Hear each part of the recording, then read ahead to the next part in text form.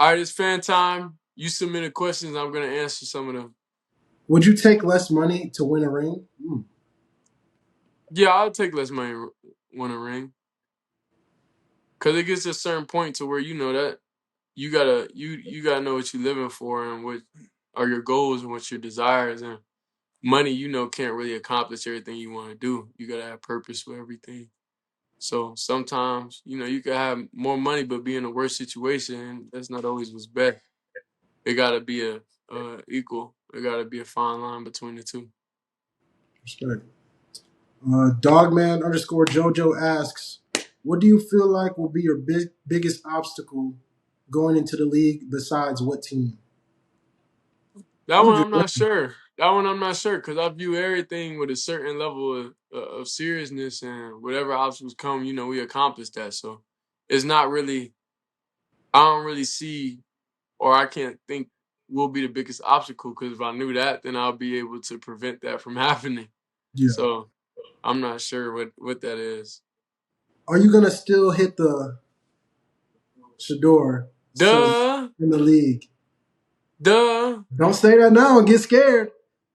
Bro, I'll never get scared. I was just scared one time when I was supposed to throw the ball behind my back, but that was What the was only that? time I got scared. What was that? Arizona game when I just tossed it to Draymond. Then we didn't call Oh that yeah. play since then because it wasn't the right situation. So that was the only time I got nervous, bro. We had to just secure the wins, bro. I feel it. But yeah, nah, of course the watch can't go nowhere ever. Mm. Well, The watch is generational. look at him. He's a clip farmer now. Bad. At the Darius Sanders says, "Why did you snatch that dude's mouthpiece out of his mouth at the Arizona State game?"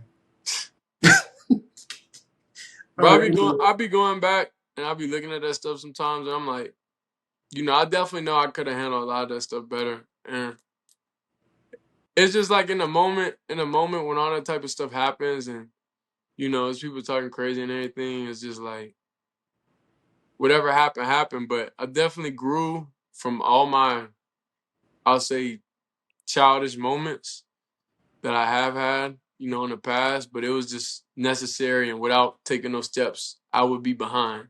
Because now I'm mature and I've grown, to know what to do, what not to do, um, just in all situations.